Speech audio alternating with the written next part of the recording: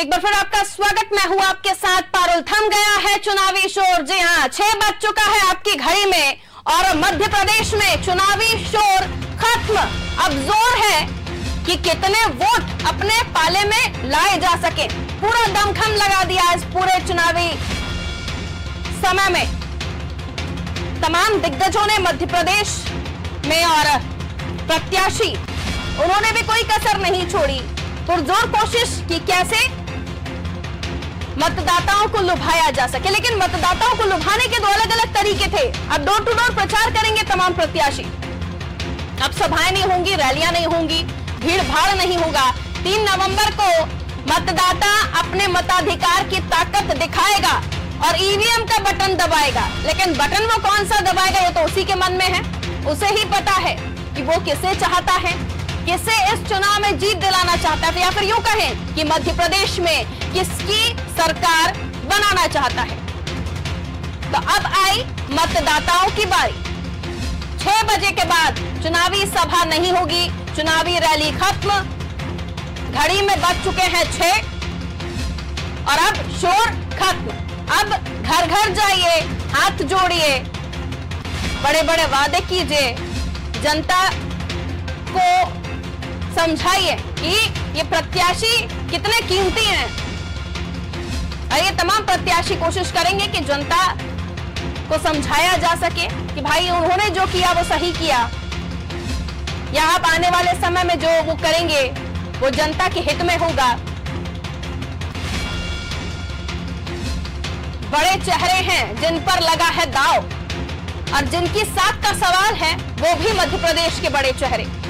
हालांकि दल कईयों ने बदला, लेकिन राजनीति मध्य प्रदेश ने खूब देखी और मध्य प्रदेश की जनता बड़ी एंटरटेन हुई है इस बार, क्योंकि ऐसे ऐसे बयान मध्य प्रदेश की जनता ने सुने हैं और दोनों ही तरफ से जो जुबानी तीर छोड़े गए हैं उनकी सीमा ही खत्म थी। तो थम गया है अब प्रचार प्रसार का दौर। घर घर जाएंगे, दरवाजा खटखटाएंगे, जनता के सामने हाथ जोड़ेंगे और नेताजी कहेंगे कि 3 तारीख को जरूर वोट करने जाइएगा और उनके दल का, उनकी पार्टी का जो चिन्ह है उसका बटन दबाइएगा। तो शुरू हो गया है अब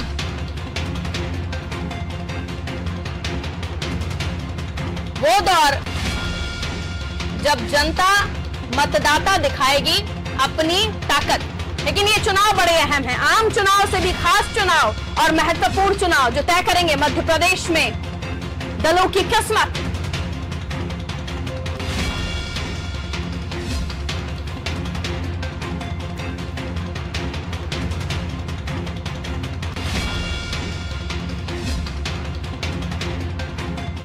तो 28 सीटों पर होने हैं उपचुनाव। पूरी ताकत झोंकी तमाम दलों ने, लेकिन आखिरकार वो वक्त आया जब उल्टी गिनती शुरू हो गई है। घड़ी के कांटों की जैसे जैसे सुइयां बढ़ रही हैं आगे, वैसे ही टिक टिक कर रही है दिल की धड़कन और कह रही है कि मेरा क्या होगा। चलिए लिए चलते बीजेपी कार्यालय आपको, जहां से वैभव गुप्ता विशेष संवाददाता फोन लाइन पर इस वक्त हमारे साथ जुड़े हुए हैं। वैभव, आखिरकार वो समय आ गया जब अब मतदाता अपनी ताकत दिखाएगा, मताधिकार का उपयोग करेगा, बटन दबाएगा और बताएगा कि कौन उसके लिए खास है। आपके पास क्या कुछ खबरें निकल कर आ रही हैं दिन भर की, और अब तक आप किन खबरों को सामने दर्शकों के रखना चाहते हैं जिसे वाकई इस चुनावी समर में समझना जरूरी है, क्योंकि चुनाव बड़े खास हो चले हैं। बिल्कुल, चुनाव का जो प्रचार चल रहा था वो पूरी तरीके से थम चुका है, चुनावी शोर थमा है, लेकिन प्रत्याशी जरूर जनता के बीच में जाकर रैलियां नहीं कर सकते, सभा नहीं कर सकते, लेकिन अपने लिए मतदान करने की अपील अभी भी कर सकते हैं। बेहद महत्वपूर्ण था, जब इस उपचुनाव की शुरुआत हुई थी तब कांग्रेस के द्वारा बहुत ज्यादा मेहनत नहीं की जा रही थी, लेकिन शुरुआत से लेकर अंत तक बीजेपी की जो पूरी टीम ने मेहनत की है उसका जरूर एक अच्छा परिणाम आने की उम्मीद बीजेपी को है। मुख्यमंत्री शिवराज सिंह चौहान, प्रदेश अध्यक्ष BD शर्मा, इसके साथ ही नरेंद्र सिंह तोमर और तमाम केंद्रीय मंत्रियों के साथ ही बीजेपी के जो मंत्री हैं वो 28 विधानसभा क्षेत्रों में प्रतिदिन पहुंचे।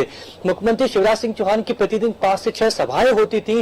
वहीं अंत में हमने देखा कि कांग्रेस की ओर से प्रदेश अध्यक्ष कमलनाथ चुनावी मैदान में नजर आए, लगातार वो सभाएं कर रहे थे। तो आज जब अंत हुआ चुनाव प्रचार का तो खुद हमने देखा कि कमलनाथ ने प्रेस कॉन्फ्रेंस को संबोधित करते हुए कहा कि मैंने जहां से शुरुआत की थी वही मैं चुनाव प्रचार का अंत कर रहा हूं। तब जो जनता है, ग्वालियर की जनता, ग्वालियर चंबल संभाग की जनता, उसको जवाब देना है। तो प्रदेश प्रवक्ता राहुल कोठारी जी भी हमारे साथ हैं, उनसे बात कर लेते हैं। राहुल जी, चुनाव प्रचार थम चुका है, अब आप क्या कहना चाहेंगे? देखिए, मुझे लगता है कि भारतीय जनता पार्टी ही नहीं बल्कि मध्य प्रदेश के इतिहास में चुनाव इसलिए दर्ज होगा कि जिस तरीके से पूरी कांग्रेस पार्टी ने बदजुबानी और बेइंतहा जिस तरह से इस पूरे चुनाव में किया है वो सबको याद रखा जाएगा।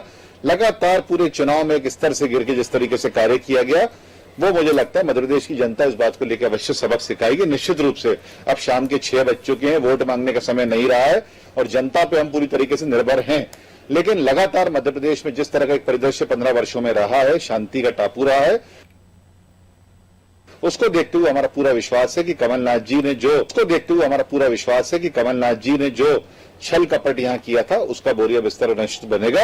और कमलनाथ जी ने जो बात बोली है कि शुरू भी यहीं हुआ था, खत्म भी यहीं करूंगा, व्यापारी के रूप में वो शुरू हुए थे और व्यापारी के रूप में ही यहाँ से रवानगी उनकी डलेगी। राहुल जी, आइटम जैसे शब्द भी सुने गए, शिवराज सिंह चौहान को शकुनी भी कहा गया, कंस भी कहा गया। नहीं, देखिए, लगातार जिस तरीके से मर्यादाओं का हनन हुआ है मुझे लगता है ये कभी होना नहीं चाहिए। एक राजनीतिक कार्यकर्ता के रूप में अगर हम देखते हैं तो ये बात कहीं से भी किसी को अच्छी नहीं लगती। लेकिन आज जिस तरह की विडंबना मध्य प्रदेश में घटित हुई है और उसको देखते हुए चुनाव आयोग ने भी जिस तरह के निर्णय लिए हैं, ये हमें लगता है कि आने वाले समय में निश्चित रूप से उदाहरण बनेगा। लेकिन सबको मिलकर चुनाव अच्छी तरीके से लड़ना चाहिए, एक अच्छा उदाहरण पेश करना चाहिए, ये सभी के मामले में मार्फत होना चाहिए। राहुल जी, आखिरी सवाल, मध्य प्रदेश की राजनीति की दशा और दिशा तय करेगा ये उपचुनाव? जी, निश्चित रूप से बहुत महत्वपूर्ण चुनाव ये है क्योंकि जिस तरीके से कांग्रेस पार्टी लगातार 15 महीने के अंदर पूरे प्रदेश को बर्बादी के कगार पर ले जा रही थी, दिवालिया बना रही थी, आज भारतीय जनता पार्टी ने 6 महीने के अंदर सुधारा, विकास के आयाम वापस शुरू किए हैं। उसको देखते हुए जनता इस बात को स्वीकार कर चुकी है कि भारतीय जनता पार्टी एकमात्र यहाँ पर ऑप्शन के रूप में अवेलेबल पार्टी है। और हमारा आपके माध्यम से एक और निवेदन है कि जनता को चाहिए कि निश्चित रूप से कोविड काल है लेकिन अपना वोट महत्वपूर्ण होता है, वोट देने अवश्य जाना चाहिए, पूरी एहतियात बरतें। चुनाव आयोग ने भी अपने आप में सारी सुविधाएं देने का तय किया है, लेकिन वोट अवश्य डालें, चाहे किसी को भी डालें। बिल्कुल, ये तो थे हमारे साथ राहुल कोठारी जी, जिन्होंने स्पष्ट रूप से कहा कि जनता मतदान जरूर करे। चुनाव आयोग के द्वारा पूरी सतर्कता बरती जा रही है, चुनावों को लेकर, मतदान को लेकर तमाम तरह के मास्क और सैनिटाइजर की व्यवस्था भी रहेगी। तो जनता से यही अपील अनारी टीवी भी करता है कि अपने मताधिकार का प्रयोग करना बेहद जरूरी है। सरकार जिसकी बनेगी ये वक्त तय करेगा, 10 नवंबर को परिणाम बताएंगे, लेकिन जनता जरूर 3 नवंबर को अपने मताधिकार का प्रयोग करे। बिल्कुल, और 3 नवंबर को मताधिकार का उपयोग करेगी जनता, अपनी ताकत दिखाएगी और उसके ठीक 7 दिन बाद यानी कि 10 तारीख को आएंगे नतीजे और ये बताएंगे कि मध्य प्रदेश की दिशा और दशा किस तरफ जा रही है। लेकिन हवा किस तरफ महसूस कर रहे हैं आप वैभव? आपने पूरा कवरेज किया, आप लोगों से मिले, आप सीट सीट पर घूमे, जनता को टटोला, प्रत्याशियों को टटोला, आपकी राय क्या कहती है? कहां किसका पलड़ा भारी आप महसूस कर रहे हैं?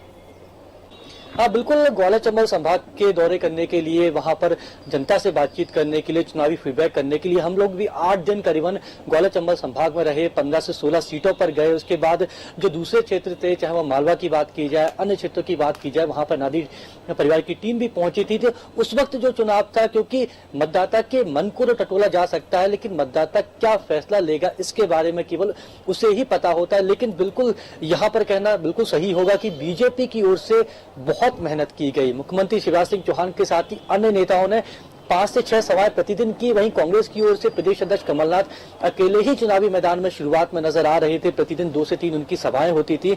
इसके साथ ही अन्य जो नेता, क्योंकि अंतिम दौर में हमने देखा कि दिग्विजय सिंह चुनावी मैदान में नजर आते हैं, फिर वो कहते हैं कि आईपीएल की संज्ञा देते हैं कि अच्छे बल्लेबाज को लास्ट में उतारा जाता है, लेकिन शायद कुछ ज्यादा देरी तो नहीं हो गई। अरुण यादव भी चुनावी मैदान में थे, इसके साथ ही अजय सिंह भी चुनावी मैदान में थे। लेकिन सिंधिया के जाने के बाद कांग्रेस में जो कमी थी ग्वालियर चंबल संभाग में, उस कमी को कांग्रेस कैसे पूरा करेगी? क्योंकि हम लोग भी ग्वालियर चंबल संभाग में गए थे तो लोगों ने यही कहा कि सिंधिया ही यहाँ पर कांग्रेस थे। अब सिंधिया जब बीजेपी में शामिल हो चुके हैं तो इतनी जल्दी कांग्रेस के आप कैडर को किस तरीके से मजबूत करेंगे, कार्यकर्ताओं के भीतर किस तरीके से विश्वास दिलाएंगे, क्योंकि हमने भी देखा कि 28 विधानसभा सीटों पर कांग्रेस ने जिन प्रत्याशियों को चुनावी मैदान में उतारा उसमें से अधिकांशतः बसपा के थे और कुछ तो बीजेपी से ही कांग्रेस में शामिल हुए थे। इसलिए दल बदल का मुद्दा प्रभावी बिल्कुल नहीं रहेगा, क्योंकि अब जो बीजेपी के प्रत्याशी बने हैं सिंधिया समर्थक, उनको लेकर कांग्रेस लगातार आरोप लगा रही थी कि वो गद्दार हैं, उन्होंने दल को बदल लिया। लेकिन जब कांग्रेस ने ही ऐसे ही प्रत्याशियों को मौका दिया तो दल बदल का मुद्दा जरूर समाप्त हो गया था। हमने देखा कि किस तरीके से आइटम शब्द पर सियासत हुई। कांग्रेस के प्रदेश अध्यक्ष से स्टार प्रचारक का जो दर्जा था वो भी छीन लिया गया। इमरती देवी पर भी हालांकि कार्रवाई हुई है। इसके साथ ही जो आचार्य प्रमोद कृष्णम है, जो कि स्टार प्रचारक है कांग्रेस के, उन्होंने भी शिवराज सिंह चौहान को कंस मामा की संज्ञा दी थी, तो उनके खिलाफ भी कार्रवाई की गई। तो चुनाव आयोग ने बिल्कुल सतर्कता से काम किया, चाहे वो बीजेपी हो चाहे वो कांग्रेस हो, उनकी शिकायतों पर कार्रवाई भी हुई है। 3 नवंबर को मतदान होंगे, 10 नवंबर को पता चलेगा कि मध्य प्रदेश की जनता किसको चुनने जा रही है, किसको उसने चुना है। क्योंकि अब मध्य प्रदेश की आगे किस तरह से मध्य प्रदेश में विकास होगा, क्या बीजेपी रहेगी, क्या कांग्रेस आएगी, इसके बारे में कुछ भी कहना 10 तारीख को ही पॉसिबल है। क्योंकि जिस तरीके से मध्य प्रदेश में चुनाव आगे बढ़ा, चुनाव प्रचार आगे बढ़ा, स्टार्टिंग में बिल्कुल साइलेंट वे में पार्लियामेंट चुनाव जा रहा था, बहुत मुश्किल था किसी भी दल के बारे में कुछ भी कहना। लेकिन जैसे जैसे चुनाव आगे बढ़ा, दोनों ही दलों ने अपनी सक्रियता दिखाई, लेकिन जरूर बीजेपी ने अपनी चुनावी तैयारियों को बहुत पहले ही करना शुरू कर दिया था। वर्चुअल तरीके से बीजेपी सभी विधानसभाओं के कार्यकर्ता तक पहुंच चुकी थी, और जब धीमे धीमे चुनाव खुलना शुरू हुआ, कोविड की नई नई गाइडलाइन आना शुरू हुई, तो उसके बाद मुख्यमंत्री शिवराज सिंह चौहान ने पूरा जिम्मा संभाला, प्रदेश अध्यक्ष बीडी शर्मा ने पूरा जिम्मा संभाला। बीजेपी यहां पर पूरी टीम के रूप में नजर आई। वहीं कांग्रेस की ओर से वन मैन शो नजर आया, केवल कमलनाथ ही चुनावी मैदान में थे, लगातार सभाओं को संबोधित कर रहे थे। अंत में जरूर कांग्रेस के दूसरे वरिष्ठ नेताओं ने कमलनाथ का साथ दिया।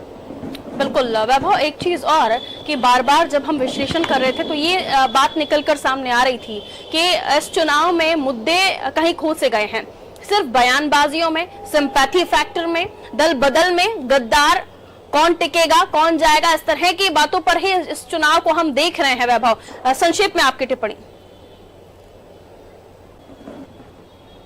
बिल्कुल, हमने जो चुनावी वचन पत्र देखा, बीजेपी का संकल्प पत्र भी देखा, उसमें हालांकि विकास के मुद्दों की बात की गई थी, लेकिन जो नेता थे वो कहीं अपने बयानों में विकास की बात नहीं कर रहे थे। जातिवाद फैक्टर भी इस पूरे ही चुनाव में हावी रहा, कोरोना भी हावी रहा। इसके साथ ही दल बदल की बात, गद्दार की बात जहां कांग्रेस कर रही थी, तो बीजेपी ने जवाब दिया कि जब आप काम नहीं करोगे। सिंधिया ने भी स्पष्ट तौर पर कहा कि क्यों ग्वालियर चंबल संभाग में विकास नहीं हुआ। ग्वालियर चंबल संभाग की जनता की नहीं सुनी जा रही थी, यहाँ की नेताओं की नहीं सुनी जा रही थी। इसलिए खुद कमलनाथ ने कहा था जब वो सीएम में थे, सीएम के पद पर थे, कि जब सिंधिया ने सवाल किया था कि अतिथि विद्वानों, अतिथि शिक्षकों का क्या होगा, सिंधिया ने ट्वीट करके कहा था कि हम सड़कों पर उतर जाएंगे, तो कमलनाथ ने कहा कि आप सड़कों पर उतर जाइए, आपको रोका किसने है। तो उसके बाद सिंधिया सड़कों पर उतर आए।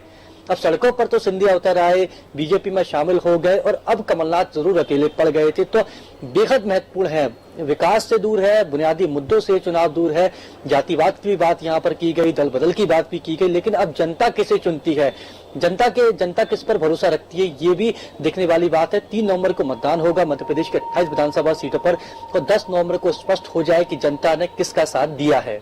बिल्कुल वैभव, बने रहिए आप हमारे साथ। तो देखिए, बहुत ही महत्वपूर्ण ये वक्त चला है, क्योंकि चंद ही दिन बाकी हैं, 3 तारीख, और ये वो दिन जब सुबह से मताधिकार का उपयोग मतदाता करेंगे, ईवीएम मशीन पर बटन दबाएंगे और ये बताएंगे कि उनकी ताकत क्या है, किस सरकार को मध्य प्रदेश में चाहते हैं और किसको चलता करना चाहते हैं। हालांकि मध्य प्रदेश में फिलहाल बीजेपी की सरकार है, कांग्रेस नहीं है, लेकिन क्या ऐसे समीकरण बैठते हुए दिख रहे हैं, क्या ऐसा माहौल दिखाई दे रहा है मध्य प्रदेश में।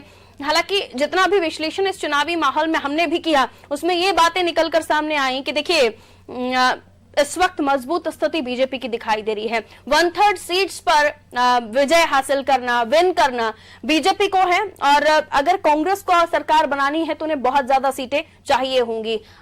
ऐसे में क्या मध्य प्रदेश का माहौल एक तरफा दिखाई दे रहा है? फिलहाल अगर किसी से भी इस बात का जवाब लीजिए तो यही कहेंगे कि फिलहाल कहना मुश्किल है। चलिए नेक्स्ट स्टूडियो की तरफ आपको लिए चलते हैं। ब्रजेश चौकसे जी हमारे ब्यूरो हेड हमारे साथ इस वक्त मौजूद हैं, और भी ज्यादा आपको समझाने के लिए कि कैसे वो देखते हैं इस चुनावी माहौल में, जिसमें आज 6 बज चुका है और प्रचार प्रसार थम गया है ब्रजेश जी, लेकिन घर घर जाएंगे, वोट मांगेंगे, जनता को समझाएंगे कि वोट देना है आपको। इस बार कोरोना काल है, कुछ चीजें बदली हुई भी दिखाई देंगी। जो जागरूक मतदाता हैं वो ये भी जानते हैं कि कोरोना, और ये भी जानते हैं कि उन्हें अपने मताधिकार का उपयोग करना है। ऐसे में कई मतदाता उपयोग करने भी जाएंगे, लेकिन घर में कुछ लोगों को भी छोड़कर जाएंगे जो जिन्हें इन कोरोना काल में नहीं निकलना है। ऊपर से प्रत्याशियों की दिल की धड़कनें जो तेज हो गई हैं अभी से ही, वो ये बताती हैं कि सभी वोटर्स जो घर में बैठे हुए हैं उन्हें बाहर निकालिए और उनको वोट करने के लिए मतदान केंद्रों तक लेकर जाइए। लेकिन उसी बीच हमने देखा मध्य प्रदेश में मुद्दे गुल हो चुके थे, सिर्फ सियासी चुनावी रैलियां हो रही थी, तो उसी बातों पर रैली हो रही थी कि किसने कितना गंदा बोला है। ब्रजेश जी। पारुल जी, सही कहा आपने। ये चुनाव कई मायनों में याद रखा जाएगा, जैसे हमने पैकेज में भी बताया, आपने भी कहा अभी। हर 5 साल में चुनाव होते थे, लेकिन मध्य प्रदेश में ये अवसर ऐसा है कि बड़े पैमाने पर 28 सीटों पर पहली बार इतने चुनाव हो रहा है। अब तक चुनाव कब होते थे? जब किसी विधायक की जो माननीय सदस्य रहते थे या उनकी डेथ होने के बाद उपचुनाव होते थे, लेकिन पहली बार इतनी सीटों पर उपचुनाव हो रहे हैं और सत्ता के लिए हो रहे हैं। आपने देखा 1967 में इसी तरह की घटना हुई थी। इसी तरह सरकार को बेदखल करके, डीपी मिश्रा की सरकार को बेदखल करके, राजमाता विजय राजे सिंधिया ने, जो ज्योतिरादित्य सिंधिया की दादी थी, उन्होंने इसी तरह के घटनाक्रम हुआ था और सरकार बदल दी गई थी। मध्य प्रदेश के इतिहास में ये दूसरी घटना है जो इतिहास के पन्नों पर लिखी जाएगी। इसको याद करा जाएगा लोगों को कि ये चुनाव क्यों हुए थे। 2 घटनाक्रम हुए, जिसी तरह ज्योतिरादित्य सिंधिया के नेतृत्व में 22 विधायक चले गए और पहली बार इस तरह से चुनाव हो रहे हैं। कोरोना काल है तो जाहिर नई गाइडलाइनें भी चुनाव आयोग ने जारी की हैं, उस हिसाब से मतदान होगा। एक मतदान केंद्र पर 1-1 हजार लोग ही वोट डाल सकेंगे। जो अस्वस्थ हैं उनको घर से वोट डालने की इस बार से अनुमति दी गई है। तो वोट डालने में भी अलग अलग तरह की वो गाइडलाइनें जारी की गई हैं कोरोना से बचाव के लिए। दूसरी तरफ आपने ये चुनाव इस मायने भी आपको याद करा जाएगा किस तरह से भाषा का इसमें दुरुपयोग हुआ, भाषा का स्तर गिरा है। दिन पर दिन हम देखते गए हैं कि लोग कहां से, दोनों राजनीतिक दलों ने भाषा का स्तर गिराया है।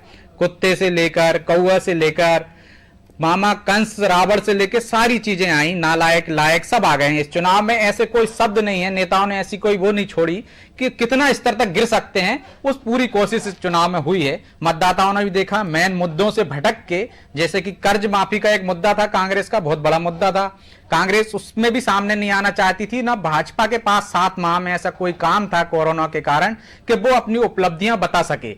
यही कारण है कि दोनों राजनीतिक दल मेन मुद्दों से गायब रहे हैं और सिर्फ इस तरह की बयानबाजी करते रहे हैं लोगों को, मतदाताओं को भ्रमित करने के लिए, चाहे वो कांग्रेस हो चाहे भाजपा। तो ये चुनाव अब 3 तारीख को 48 घंटे बाद मतदान होगा पारुल जी, और 10 नवंबर को वो आएगा। जिस तरह से हम देख रहे हैं, हमने चुनावी दौरे किए, हमारी टीमें सब जगह गई हैं, उस तरह से जो एक वो आया मतदाताओं का रुझान कि किस तरफ से, तो कांग्रेस को, जैसे आपने भी कहा, कांग्रेस की राह बड़ी मुश्किल दिख रही है। उन्हें 28 सीटें जीतना पड़ेंगी सत्ता में आने के लिए, जबकि भाजपा के लिए 9 सीटों पर ही काम हो जाएगा। इस तरह से हम यदि देखें एक तरह से कि कहां जा रहा है ये चुनाव, तो भाजपा की राह बिल्कुल आसान दिख रही है कांग्रेस की तुलना में पारुल। बिल्कुल, और ऐसे में जैसे कि आपने भी कहा कि राह आसान बीजेपी की दिख रही है, लेकिन कई सीटों पर काम बिगाड़ने के लिए किंग मेकर की भूमिका में बीएसपी भी उभर कर आ सकती है, क्योंकि तमाम सीटों पर पहली बार होगा जब उपचुनाव है। सारी की सारी सीटों पर बीएसपी चुनाव लड़ने के लिए मैदान में आ चुकी है, और ग्वालियर चंबल ये वो बेल्ट है जहां पर बीएसपी काफी अच्छा वर्चस्व रखती है। ऐसे में आपको लगता है कि ठीक है, माहौल पक्ष में दिखाई जरूर दे सकता है, क्योंकि जब पहले कर्ज माफी को लेकर साउंड किया था कांग्रेस ने, तो उसके बाद कहीं ना कहीं आपने भी बताया कि उसको पूरी तरह से भुनाने की कोशिश वो भी नहीं कर रहे थे, क्योंकि उनको भी पता था कि लिस्ट तो दे दी है, लेकिन जब हमने भी रियलिटी चेक किया तो पता चला कि कई लोगों ने तो कहा कि नाम हमारा जरूर है, लेकिन हमें नहीं पता कि हुआ क्या, हमारा कर्जा माफ हुआ है नहीं हुआ। फिर वहां से मोल्ड हुआ, उनका रास्ता यू टर्न लिया कांग्रेस ने। बीजेपी के सामने भी यही कुछ आया जब उन्होंने गरीब वाला मुद्दा उठाया था कि हाँ मैं गरीब हूं, लेकिन कांग्रेस ने एक वीडियो जारी कर बता दिया कि देखिए मुख्यमंत्री की संपत्ति तो इतनी सारी है। तो ये सारा दौर भी हम देख रहे हैं, एक तरफ बीएसपी भी है काम बिगाड़ने के लिए, और दूसरी तरफ इस चुनाव में हमने देखे कि बहुत सारे अप एंड डाउन, जहां पार्टियों को यू टर्न लेना पड़ा अपनी ही बातों से। निश्चित तौर पर यू टर्न लेना पड़ा दोनों दलों को कई बार अपनी बातों से। और जहां तक रहा बसपा की, जैसे आपने बात की है, ग्वालियर चंबल संभाग में बसपा का अच्छा नेटवर्क है, उसके अच्छे मतदाता हैं, और बसपा भी इस बार पहली बार उपचुनाव में मैदान में उतरी है और वो भी चाहती है कि उसके हाथ में भी रिमोट आ जाए, सत्ता का रिमोट कंट्रोल वो अपने हाथ में लेना चाहती है। इस कारण बसपा मैदान में है। लेकिन बसपा के मैदान में होने से भाजपा को कम, कांग्रेस को ज्यादा नुकसान होता दिख रहा है, क्योंकि जो बसपा का वोट बैंक है वो एक तरह से कांग्रेस का वोट बैंक कहा जाता था और वो पूरी तरह से कांग्रेस में जाता था।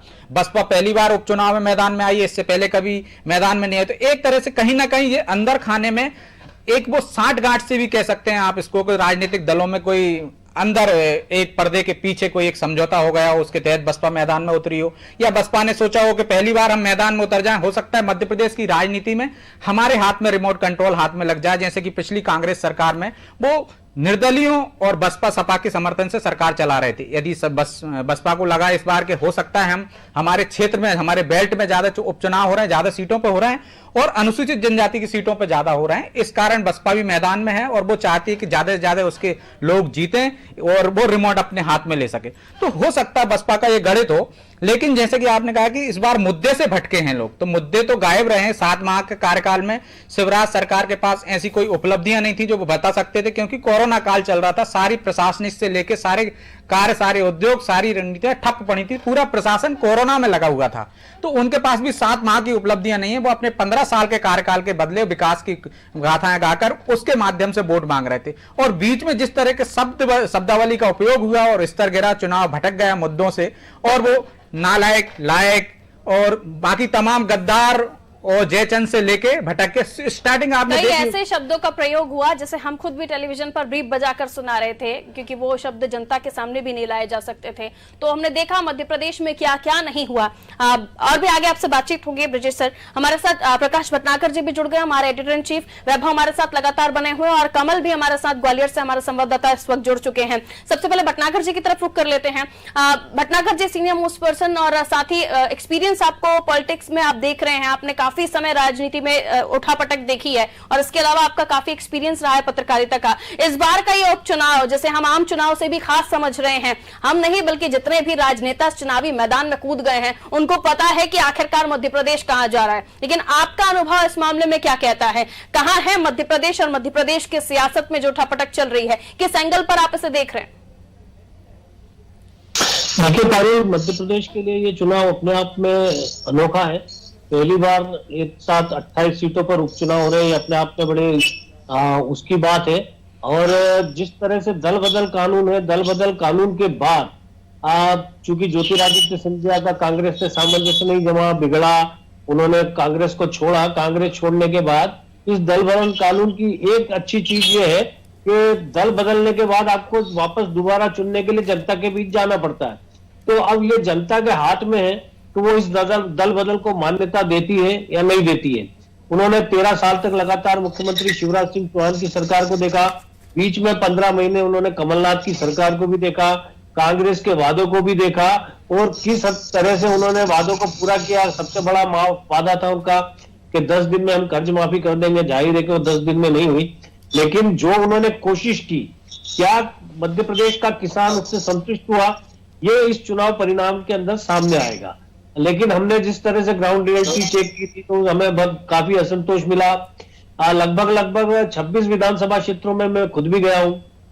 तो जब शिवराज सिंह चौहान और कमलनाथ तुलना के बारे में हम सवाल पूछते हैं मतदाता से, तो निश्चित तौर पे आप ताज्जुब करेंगे कि अभी भी लोग शिवराज सिंह चौहान को वरीयता देते हैं बनिस्बत कमलनाथ। और जो लोग कर्ज माफी की बात को स्वीकार करते हैं कि हमारा इतना कर्ज माफ हुआ, वो भी शिवराज सिंह चौहान को पसंद कर रहे हैं। ये अपने आप में एक बड़ी ताज्जुब की बात है। दूसरी बात, जैसा ब्रजेश ने बताया, आपने भी चर्चा की, मैं सुन रहा था कि इस चुनाव में भाषा का स्तर किस हद तक हुआ, तो उसका सबसे बड़ा कारण ये कि ये दोनों दलों की राजनीतिक प्रतिष्ठा दांव पर, एक वो जिन्होंने सरकार खोई, एक वो जो सरकार में आ गए, उनके लिए सरकार में बने रहना निश्चित तौर पर महत्वपूर्ण है। जब एक बड़े दल बदल के बाद वो सरकार में आए तो उन्होंने अपनी पूरी जी जान लगाई। इस चुनाव का हम एक तो बड़ा फर्क देखेंगे कि भारतीय जनता पार्टी एक एक सीट को जीतने के लिए अपनी पूरी ताकत झोंक रही है।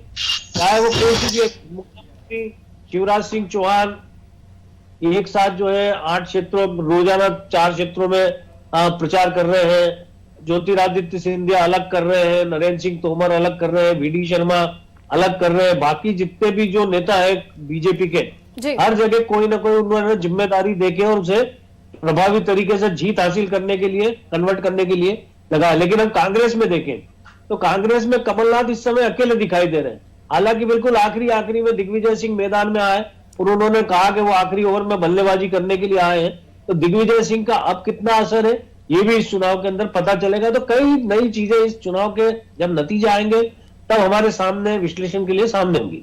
बिल्कुल। मैं आपके पास लौटती हूँ भटनागर सर, हमारे साथ कमल जुड़े हुए हैं ग्वालियर से, हमारे संवाददाता। कमल, आपको आवाज मिल रही है? कमल,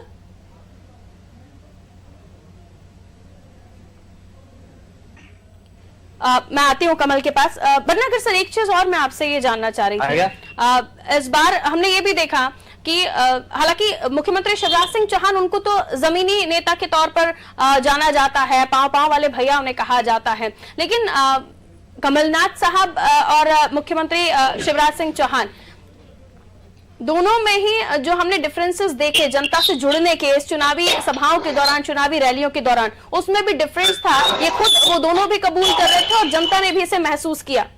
भटनागर सर, देखिए पारुल, शिवराज सिंह चौहान की एक तरह से यूएसपी है कि मध्य प्रदेश की राजनीति के इतिहास में शायद ये वो पहले ऐसे राजनेता है जिसका पब्लिक कनेक्ट अब तक के सभी मुख्यमंत्रियों से, सभी राजनेताओं से बहुत बेहतर रहा।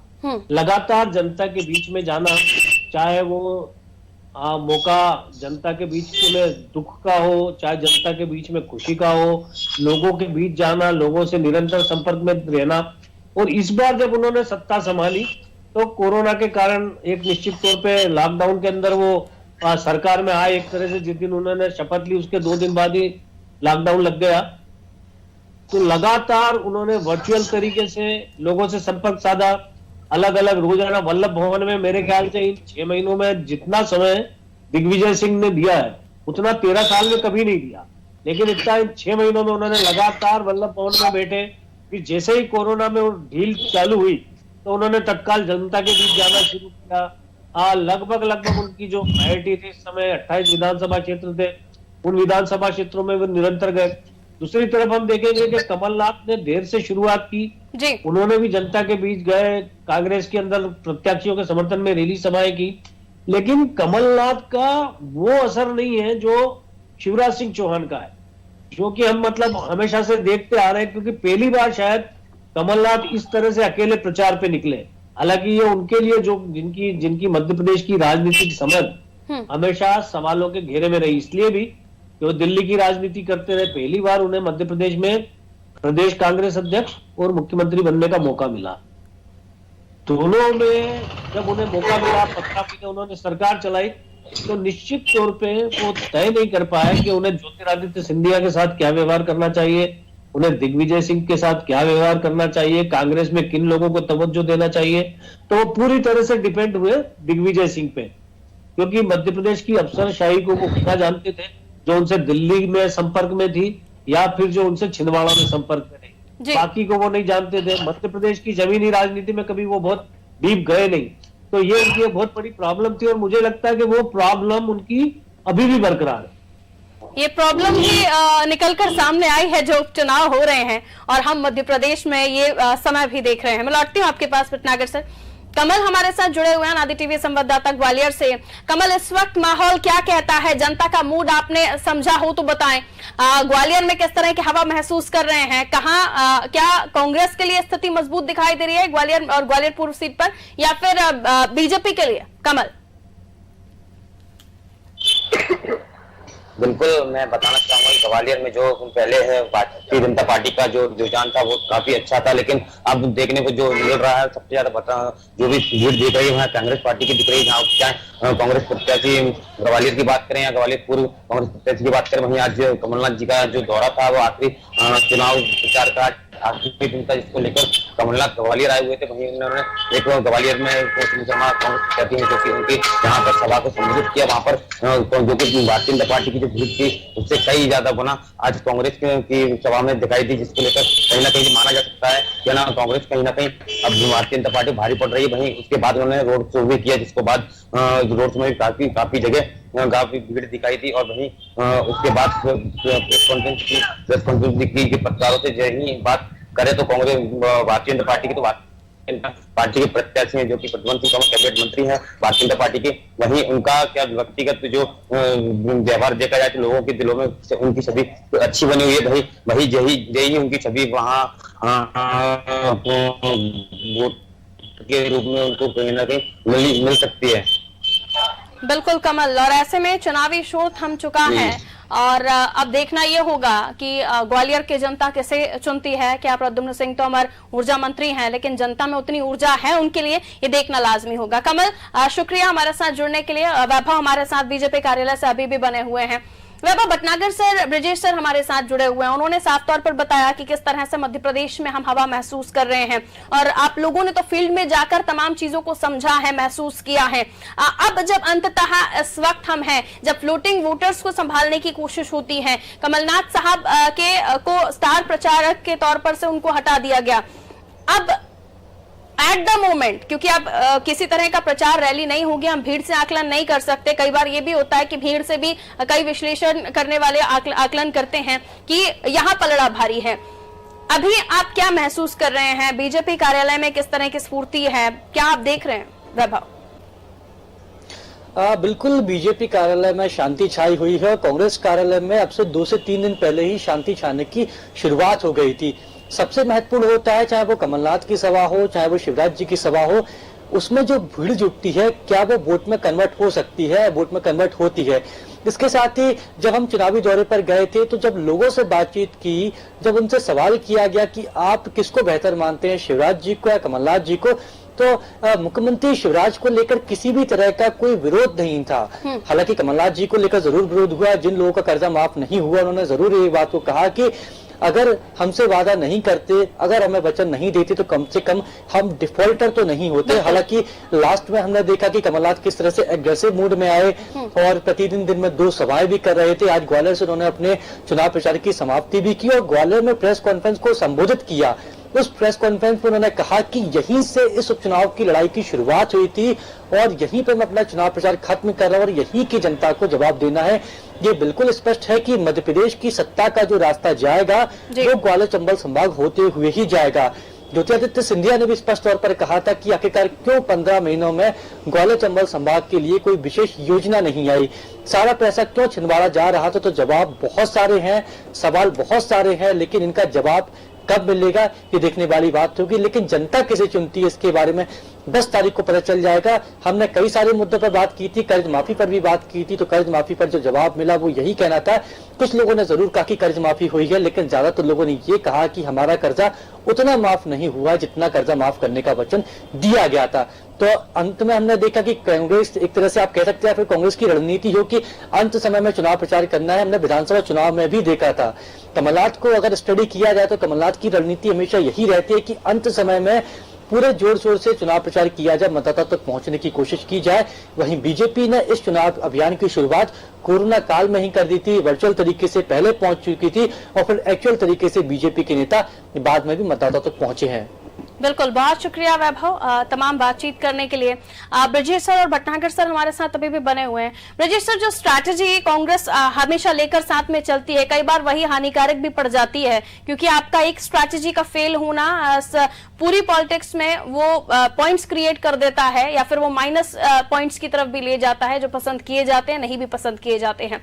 जैसे कि वैभव ने कहा, एंड टाइम पर जब अंत समय आने लगा कि अब चुनावी प्रचार भी हमने देखा आज थम गया, किस तरह से जोश भरने के लिए कमलनाथ साहब जब जा रहे थे तो एंड 2 दिन पहले ही स्टार प्रचारक की सूची से उनका नाम हटा दिया जाता है। क्या ये स्ट्रैटेजी ठीक है कांग्रेस की कि एंड मोमेंट पर जागिए, सब में जोश भरिए, जबकि बार बार बीजेपी इसको लेकर टारगेट करती है कि क्या आपने कमलनाथ जी को यहाँ इससे पहले देखा, क्या आपने फलाने कांग्रेसी नेता को इससे पहले देखा? तो क्या ये स्ट्रैटेजी कभी कभी कांग्रेस के लिए खतरनाक नहीं होती? पारुल जी, स्ट्रेटजी कांग्रेस की स्टार्टिंग में बहुत अच्छी थी। जिस तरह से उनने स्टेप उठाया था, जयचंद, गद्दार, वो उनका मुद्दा सही था, लेकिन वो अपने मुद्दे से ही भटक गए। जो मेन मुद्दा था उनका कि लोगों ने हमारे साथ गद्दारी की, हमें जनता ने चुना था और हम सरकार में थे, भले ही हम किनारे पर सरकार में थे, पूर्ण बहुमत हमें नहीं मिला था, लेकिन हम सरकार में थे और हमारे साथ गद्दारी हुई, हमारे 22 लोग हमें धोखा देके चले गए।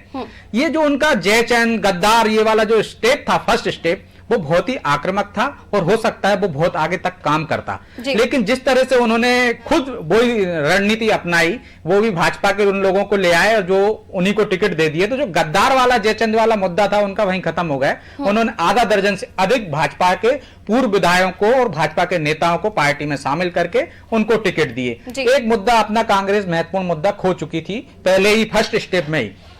सेकंड स्टेप में उसने कर्ज माफी का मुद्दा उठाया और उसने बाकायदा पेन ड्राइव जारी की कमलनाथ जी ने और कहा कि हमने किसानों का कर्ज माफ किया है, लेकिन वो उस मुद्दे में भी उलझ गई। उनका किसानों का कर्ज माफ, उनके ही तत्कालीन राष्ट्रीय अध्यक्ष राहुल गांधी ने कहा था कि 10 दिन में माफ कर देंगे, 10 दिन में माफ नहीं करेंगे तो हम मुख्यमंत्री बदल देंगे। बिल्कुल। तो वो कर्जे माफ नहीं हुए, उल्टा जैसे कि जो किसान थे, जिनके कर्जदार थे, उनपे ब्याज बढ़ता गया और वो डिफाल्टर हो गए। हमने भी रियलिटी चेक में दिखाया किस तरह से मतदाताओं में और किसानों में रोष था कि हम अच्छे खाते थे, हमारा अच्छा लोन चल रहा था, हम चुका देते थे, लेकिन हमने सोचा कि सरकार माफ करेगी, कर्ज हमने नहीं चुकाया, इस कारण हम डिफाल्टर हो गए और हमको खाद मिल रहा है ना बीज मिल रहा है। तो ये नाराजगी किसानों में थी।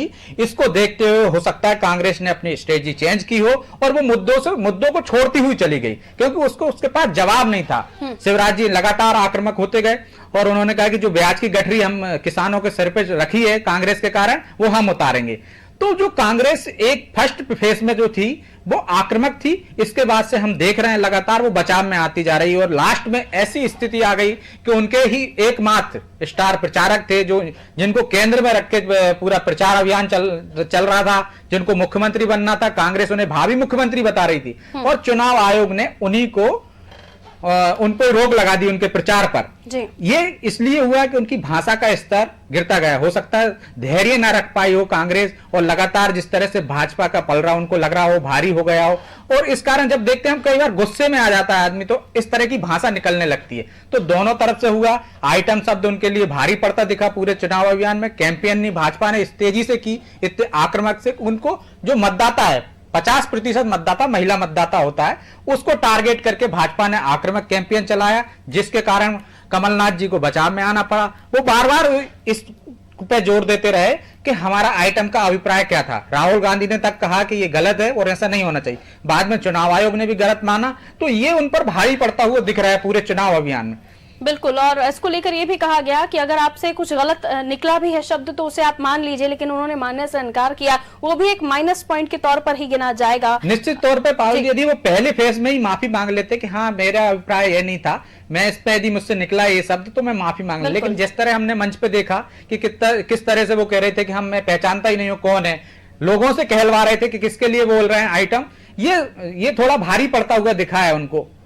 और जब मामला इतना गर्म हो रहा था तो वहीं जैसे कि आपने भी कहा कि माफी मांग लेनी चाहिए थी और उसी वक्त इस मामले का पटाक्षेप हो जाता, लेकिन अब ये फिर इंटरनेशनल लेवल तक इस पूरे मामले को खींचा गया।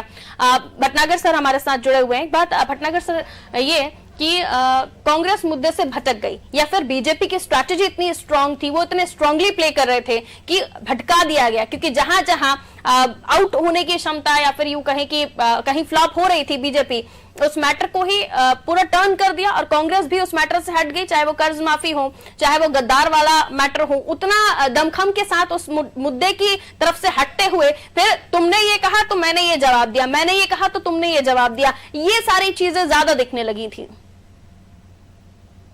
देखिए पारुल, कांग्रेस की जो स्ट्रेटजी थी शुरू में टिकाऊ और टिकाऊ वाली, तो कांग्रेस ने शुरुआत में ही उसको खुद खारिज कर दिया। सबसे पहले उन्होंने जो दल बदल करके कांग्रेस छोड़कर बीजेपी में गए थे, उन लोगों को लाके चुनाव लड़ाने की तैयारी की। तो चाहे वो सागर में प्रेमचंद गुट्टू हो, मेहगांव में चौधरी राकेश सिंह का नाम लगा, सतीश सीकरवार बीजेपी से आके चुनाव लड़ रहे हैं, पारुल साहू बीजेपी से आके चुनाव लड़ रही है। तो ये मुद्दा उन्होंने खुद कमजोर कर लिया। अब उसके बाद भी जो उन्होंने नए सिरे से शुरुआत की कि भाई 35 करोड़ के अंदर ये बिके और आपके वोट का हिसाब, तो निश्चित तौर पर बीजेपी को इस चीज का अपनी रणनीति में भय था कि कहीं ये चीज असर न करे जनता में।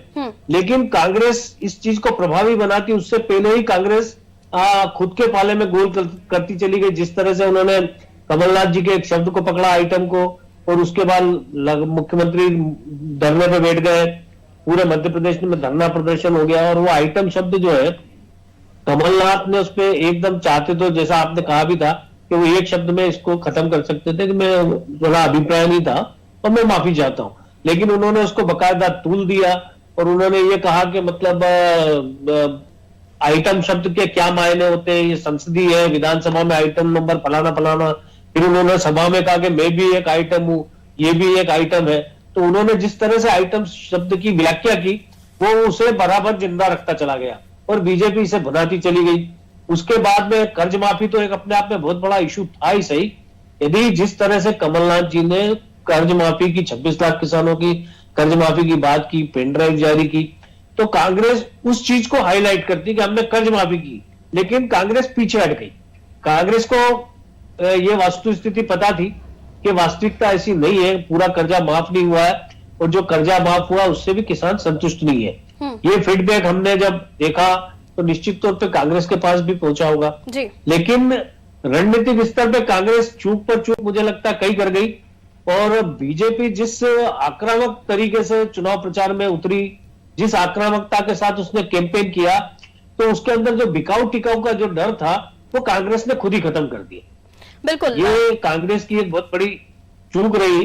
और अगर ये जनता इस चीज को दल बदल को मुख्य मुद्दा अगर आपको बनाना था, बिकाऊ टिकाऊ की बात करनी थी, ये बताना था कि ये लोग बिके हैं, अगर ये कांग्रेस करने में साबित होती तो जनता इस चीज का जवाब इस चुनाव के अंदर देती। लेकिन हमने गए, लोगों से बातचीत की, लोगों का कहना था कि सिंधिया जी इसलिए गए, वो बकायदा सिंधिया का पक्ष लेते हुए दिखे, वो अपने विधायक का पक्ष लेते हुए दिखे। कई जगह लोगों ने विधायक के प्रति नाराजगी भी जाहिर की, लेकिन अधिकतर जगह ऐसा कोई बहुत आक्रोश जिसको कहते हैं वो जनता में समझ में नहीं आया। दल बदल को लेकर बहुत ज्यादा आक्रोश नहीं दिखाई दिया धरातल पर। रंजन श्रीवास्तव जी वरिष्ठ पत्रकार हैं, हमारे साथ इस वक्त फोन लाइन पर मौजूद हैं। बहुत स्वागत करती हूँ रंजन सर आपका नादी टीवी में। नमस्कार पारुल जी। रंजन सर, प्रकाश सर, ब्रजेश सर भी हमारे साथ बने हुए हैं, वो भी आपसे कुछ बात करेंगे। पहला मेरा सवाल यही कि आप कैसे देख रहे हैं, हम एट द मोमेंट पहुंच चुके हैं, एंड में आ चुके हैं, जहां अब रैलियां सभा नहीं होंगी, घर घर जाएंगे, प्रत्याशी वोट की अपील करेंगे और 3 तारीख वो जब दबेगा बटन।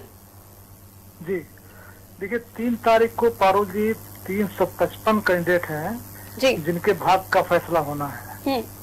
लेकिन साथ ही जो भाजपा गवर्नमेंट है, भाजपा सरकार है, उसके भाग्य का फैसला भी 3 तारीख को हो जाएगा और रिजल्ट भले 10 को आए। केवल ये देखना है कि ये जो चुनाव हुआ है, पहली बार इतनी बड़ी संख्या में या जो क्षेत्र है वहाँ पे चुनाव हो रहा है जी। ऐसा कभी मध्य प्रदेश में नहीं हुआ कि 28 विधानसभा क्षेत्रों में उपचुनाव हो रहे हो। नंबर 1। नंबर 2, पूरा ये जो परिस्थिति हुई है, ये परिस्थिति भी कभी मध्य प्रदेश में इस स्तर पे नहीं आया था, इसलिए चुनाव हुआ है। केवल देखना ये है कि जो मतदाता है, कांग्रेस ने कोशिश किया इस बात को बताने के लिए कि जिन्होंने चुनाव थोपा है, जो पब्लिक का पैसा खर्च कर रहे हैं, वो गलत खर्च कर रहे हैं। अगर उनको चुनाव दोबारा विधानसभा में जाना ही था तो उनको रिजाइन करने की जरूरत क्या थी। भाजपा का अपना एक स्टैंड है इस इशू पे, क्यों उनको रिजाइन करना पड़ा, क्यों पाला बदलना पड़ा, क्यों चुनाव लड़ा। तो केवल जो बड़ा मुद्दा है, सारे शोर शराबे में, चाहे आइटम हो, चाहे भूखा नंगा हो, चाहे काला कुत्ता, कुछ भी हो, अल्टीमेटली जब लास्ट में डिसाइड ये होना है कि जो स्टैंड है 28 उसमें 25 जिन्होंने पाला बदला है, जो भाजपा में आए, उनका स्टैंड सही है या नहीं है, सही मानती है। इसी बात पर 3 तारीख को मुहर लगनी है। बिल्कुल। भटनागर सर हमारे साथ मौजूद है, हमारे एडिटर इन चीफ और ब्यूरो हेड ब्रजेश चौकसी जी भी हमारे साथ बैठे हुए हैं। भटनागर सर आप विजय जी नमस्कार। रंजन जी नमस्कार। आप एक सवाल ये पूछ रहा था मैं कि चुनाव में आपने बहुत अच्छे तरीके से अपना वो किया, जमीनी स्तर पे जब हम चुनाव लड़ रहे हैं तो जमीनी स्तर पे जब आपको जाना है जनता के बीच में और एक बड़े दल बदल का सामना कांग्रेस को करना पड़ा है, तो क्या आपको लगता है कि चुनाव में जिस समय आखिरी मैनेजमेंट की जरूरत होती है वहां कांग्रेस उसे मैनेज कर पाएगी? सर आवाज बहुत कम आ रही है। सर आखिरी मैनेजमेंट की जो जरूरत होती है, क्या कांग्रेस उसे मैनेज कर पाएगी? भटनागर सर ने ये पूछा। देखिए भट्टाचार्य जी, आप तो लगातार चुनाव देखते रहे हैं इतने सालों में। जब तक पोलिंग हो न जाए तब तक मैनेजमेंट चलता रहता है। और जो सबसे बड़ा मैनेजमेंट होता है इस चुनाव में वो होता है जाति वाला, जी कि जो विभिन्न जाति के लोग हैं, जो कैंडिडेट हैं, अपने जात के लोगों को कितना मना पाते हैं। ऐसे वो लोग हैं जो कि जो वर्कर्स हैं, लीडर्स हैं, जो नाराज है किसी न किसी कारण से, उनको कहाँ तक मतलब, और जो बीच के सोर्स होते हैं जो कि आपको वोटर्स को लेकर के वहाँ बूथ तक आते हैं। तो ये जो मैनेजमेंट का मामला है तो आखिरी वक्त तक जब तक वोट पड़ नहीं जाता है तब तक लगातार चलता ही रहेगा। कांग्रेस कितना सफल होगी, ये जो भट्टाचार्य जी का सवाल था, इसमें जरूर क्वेश्चन है, क्योंकि पूरी जो लड़ाई हुई अभी जो देखा गया, कांग्रेस में कमलनाथ के अलावा कोई ऐसा नेता, मतलब कोई यूनाइटेड फेस नहीं दिखा, केवल वन मैन शो कमलनाथ दिखे। दिग्विजय सिंह का जरूर लास्ट में कुछ चुनाव उन्होंने रैली एड्रेस किया है, अजय सिंह ने एड्रेस किया कुछ रैली, अरुण यादव ने किया, लेकिन यूनाइटेड फेस जो पार्टी का होता है, जो एग्रेशन होता है पार्टी में, एक जुझारूपन, वो जुझारूपन नहीं दिखा। तो भीड़ जरूर आई, तो जनता का जो भी रिएक्शन था वो दिखा, लेकिन पार्टी के अंदर जो जुझारूपन दिखना चाहिए कि भाजपा को सरकार में नहीं रहने देंगे, नीचे तो ऐसा जुझारूपन देखने को नहीं मिला। तो ऐसे में कितना सफल हो पाएंगे, उनका नीचे के लेवल तक जो मैनेजमेंट है, जो लोग हैं, कितना सफल हो पाएंगे, यह बहुत अभी देखना बाकी है। जी रंजन सर, साफ है। भटनागर सर, रंजन सर की बात रंजन जी एक सवाल मेरा और है, सरकार शिवराज सिंह चौहान की बनी रहे या सरकार में फिर से कमलनाथ आ जाए, मध्य प्रदेश के अगले 3 साल का भविष्य क्या देखते हैं आप? जी क्वेश्चन रिपीट कर देंगे। जी रंजन जी, मध्य प्रदेश में चाहे कांग्रेस की सरकार आ जाए, बीजेपी की सरकार बनी हुई है वर्तमान में, आप मध्य प्रदेश में 3 साल का भविष्य कैसे देखते हैं? क्या होगा 3 साल मध्य प्रदेश का भविष्य? बहुत अच्छा क्वेश्चन है भट्टाचार्य जी का। चुनाव से परे भी है जी, और चुनाव से परे भी अगर हम जाके देखें तो अभी समय ठीक नहीं है। अभी जो इकोनॉमिक क्राइसिस है कोविड के, खासकर कोविड को लेकर के, तो मुझे लगता नहीं अगले 2-3 साल में जो इकोनॉमी है, जो व्यवस्था है, पटरी पे आ पाएगी। तो मुझे लगता है कि अभी आने वाले 2-3 साल चाहे कोई सरकार हो, चाहे कमलनाथ सरकार आ जाए या शिवराज सरकार बनी रहे, अल्टीमेटली पब्लिक को अभी बहुत ज्यादा प्रॉब्लम फेस करना पड़ेगा। कोविड का भी अगले साल तक ना तो वैक्सीन दिख रहा है, ना दवाई दिख रही है, और जो रेवेन्यू में गिरावट है लगातार बनी हुई है। ऐसे में जो जन कल्याण के काम है, जो डेवलपमेंट के काम है, खासकर रोड, बिजली, पानी, आगे जो समय है बहुत खराब दिख रहा है, बहुत अच्छा नहीं है, और इससे स्टेट सफर करने वाला है। मतलब बहुत अच्छी सिचुएशन नहीं होने वाली अगले 2-3 साल में, सरकार कोई भी रहे। रंजन सर, आपका एनालिसिस क्या करते हैं? आपकी 28 सीटों पर उपचुनाव होना है, आपके हिसाब से कितनी सीटें कौन जीत रहा है? कहाँ पर आपको भारी भरकम कांग्रेस का पल्ला दिख रहा है या बीजेपी का, या फिर थर्ड पार्टी त्रिकोणीय मुकाबला कई सीटों पर हम देख रहे हैं? देखो, ग्वालियर चंबल में जहाँ तक बात है तो पीएसटी कम से कम 5-6 सीट पर त्रिकोणीय मुकाबला पे अपना कर रही है। और अगर पिछला बीएसपी का रिकॉर्ड देखेंगी पारुल जी, तो जो हमने देखा तब 16 सीट में 11 सीट है, 3 सीट पे जो उन्होंने सेकेंड पोल किया था, रनर अप रहे, और ऐसे 7-8 सीट ऐसी हैं जहाँ पे थर्ड पोजीशन आई। और थर्ड पोजीशन आने के बाद भी उनका इतना नंबर था कि अगर बहुत कॉन्टेस्ट होगा ऐसे में डिसाइसिव रोल में रहेंगे बीएसपी के लोग। तो ऐसे में जो 5 से 6 सीट ऐसी है जहाँ त्रिकोणीय मुकाबला है, अगर ऐसे में क्लोज कॉन्टेस्ट होता है, पब्लिक में एक भ्रम की स्थिति है, बहुत ही क्लोज मामला आता है, एक सेक्शन वोट नहीं करता है, जाहिर ऐसे बीएसपी अपना डिसाइसिव रोल में आ जाएगी। तो ऐसी सीटें हैं, तो दोनों मिला के बहुत कांटे की टक्कर है। बीजेपी ये नहीं बोल सकती कि हम वन साइडेड चल रहे हैं, कांग्रेस से नहीं बोल सकती हम सारी सीटें मिल रही हैं। तो इंटरेस्टिंग बहुत मुकाबला है। अल्टीमेटली चूंकि पार्टी गवर्नमेंट सरकार में भाजपा की है, अपर एंड हमेशा बाइपोल में बना रहता है, ये बना भी हुआ है, लेकिन कांग्रेस भी आप कांग्रेस को कम नहीं आ सकते, क्योंकि जो जनता का जो भीड़ दिखाई पड़ी है, रिएक्शन दिखाई पड़ा है, वो खासकर वो मुद्दा कि जो एमएलए रिजाइन करके दोबारा चुनाव लड़ रहे हैं और जो कुछ जुमलों का प्रयोग हुआ है वो दिखने में आया है। ऐसे में जो संघर्ष कांटे का है। बिल्कुल, बहुत शुक्रिया रंजन सर हमारे साथ जुड़ने के लिए। चूंकि हम मध्य प्रदेश की तो चर्चा कर ही रहे हैं सर, लेकिन छत्तीसगढ़ की भी एक सीट है जहां पर उपचुनाव होना है। तो छत्तीसगढ़ की मरवाही विधानसभा सीट है जहां पर उपचुनाव होना है। दोनों ही जो कैंडिडेट हैं वहां डॉक्टर्स हैं, लेकिन एंड में आते आते समीकरण पलटते नजर आ रहे हैं। उपचुनाव में छत्तीसगढ़ जत्था कांग्रेस के भाजपा को समर्थन देने पर कांग्रेस ने बीजेपी और जेसीसीजे दोनों पर जमकर हमला बोला है। कांग्रेस ने कहा दोनों का गठजोड़ था, सालों बाद सामने आया है, इस तरह की बातें हो रही हैं। और मरवाही विधानसभा सीट को लेकर हम चर्चा करें, भटनागर सर आप कैसे देखते हैं? छत्तीसगढ़ में एक ही सीट पर उपचुनाव है, लेकिन साख का सवाल, नाक का सवाल छत्तीसगढ़ में भूपेश बघेल साहब ने खास तौर पर इसे बना लिया है, क्योंकि पिछला जब 2018 का चुनाव था तब भी इस सीट को जीतने की पुरजोर कोशिश की थी कांग्रेस ने, लेकिन यही सीट छूटी थी इतनी सारी सीटों में। और अब एक बार फिर जब मौका आया है मरवाही सीट का, तो जोगी परिवार से कोई भी सीट पर चुनाव नहीं लड़ रहा है। भटनागर सर देखिए, पैरेललिज्म मरवाही छत्तीसगढ़ की जो मरवाही सीट है इसके ऊपर जोगी परिवार का ही एक तरह से राजनीतिक वर्चस्व रहा है। अजीत जोगी यहाँ पर चुनाव लड़े हैं, जीते हैं। बाद में उनकी पत्नी भी यहाँ से चुनाव लड़ी, जीती है। अमित जोगी भी चुनाव लड़े, जीते हैं। तो मुझे लगता है कि एक उनके असर की सीट है। और जब तक कांग्रेस में तो इसलिए कांग्रेस यहाँ पे मजबूत मानी जाती थी।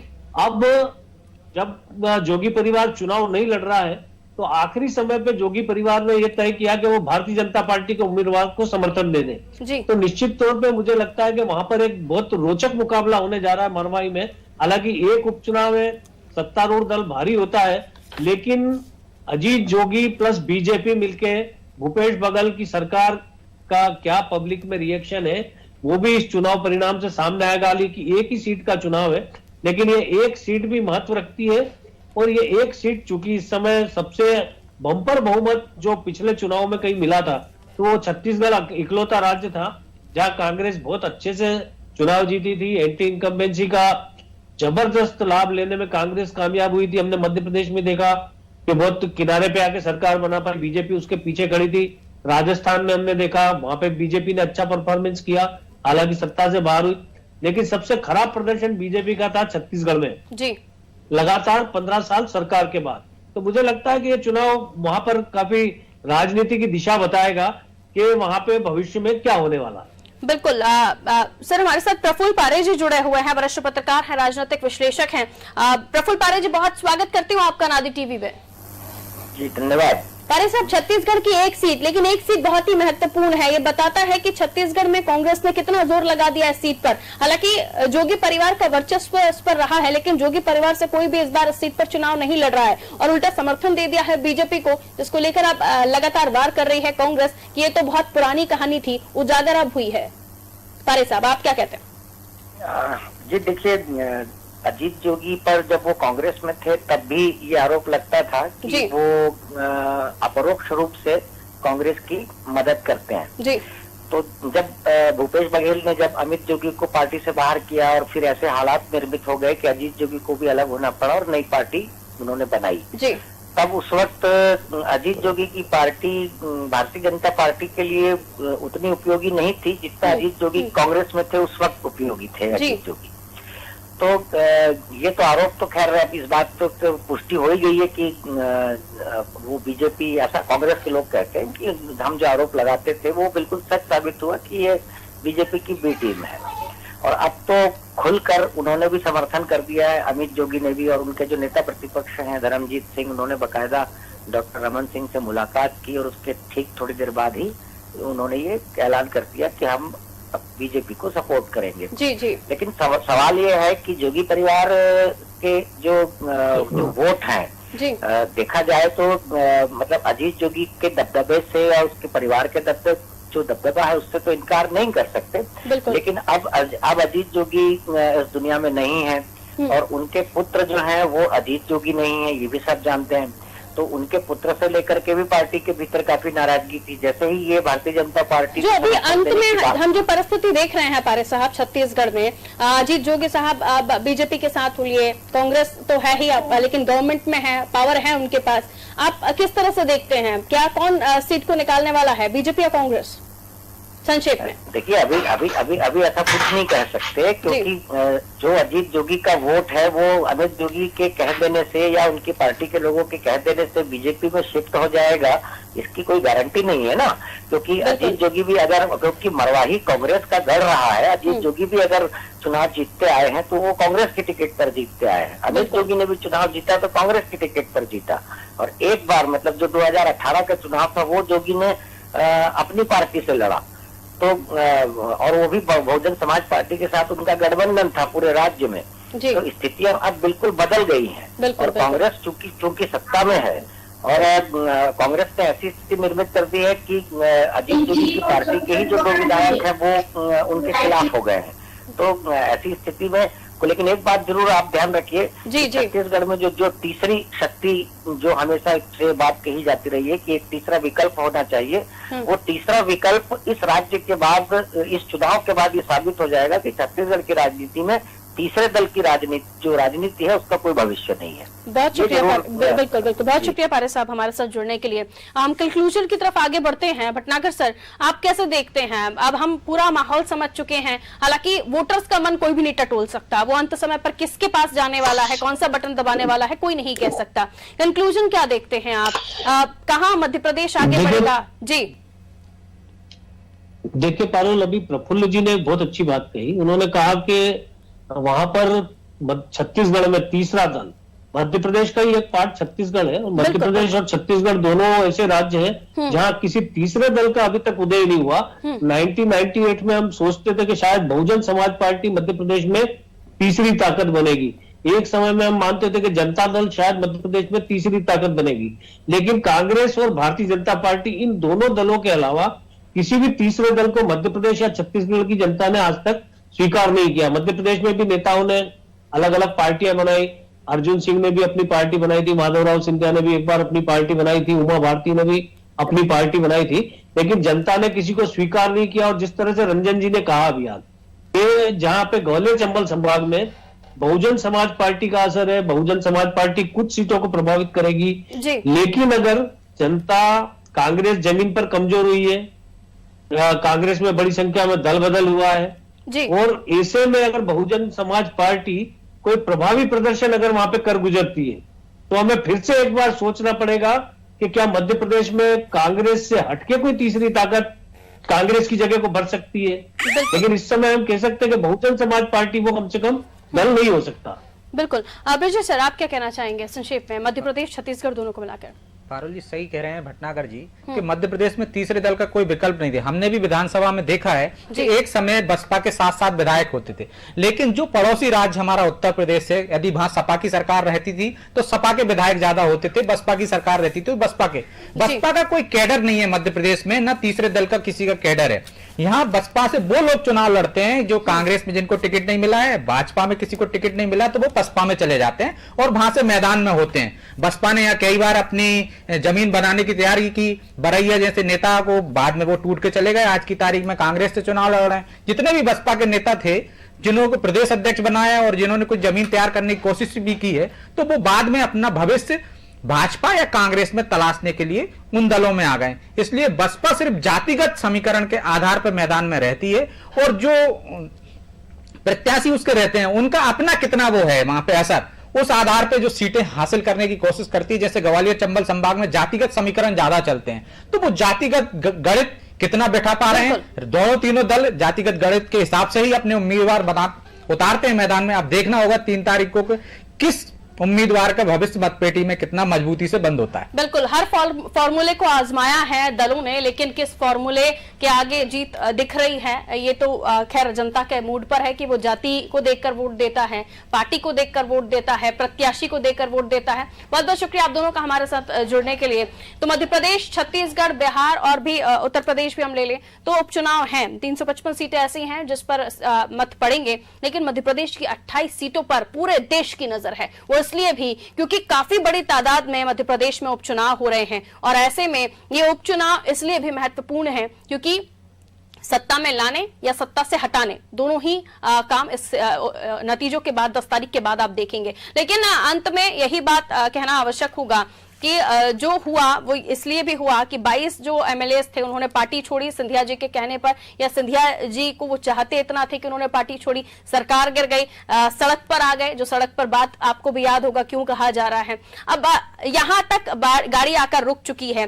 3 तारीख को मत पड़ेंगे, 10 तारीख को नतीजे आएंगे, फिर पता चलेगा कि जो 22 सीट छोड़कर आए थे उनका डिसीजन कितना सही था, जनता उन्हें कितना पसंद अब करेगी, या फिर जिस तरह से कांग्रेस बार बार गद्दार शब्द का उपयोग कर रही है वो जनता के माइंड में, वोटर्स के माइंड में बैठ जाएगा। युवा वोटर्स के सोच के साथ वोट करेंगे, बुजुर्ग के सोच के साथ वोट करेंगे, महिलाएं जो जिनके बच्चों के मामा शिवराज जी कहलाते हैं, क्या अपने भाई के लिए वो वोट करेंगी। कई तरह के सियासी समीकरण है मध्य प्रदेश में और कई तरह की उठापटक, और इसी बीच गिरता बयानों का स्तर जो आपने इस चुनावी समय में बहुत देखा है। लेकिन अभी भी समय है, घर घर जाएंगे, प्रत्याशी वोट मांगेंगे, क्योंकि अब घर घर जाकर ही प्रचार हो सकेगा। थम गया है प्रचार का शोर, लेकिन अभी समय बाकी है क्योंकि घंटे कुछ और बाकी हैं। मुझे दीजिए इजाजत, आप देखते रहिए अनादि टीवी। नमस्कार।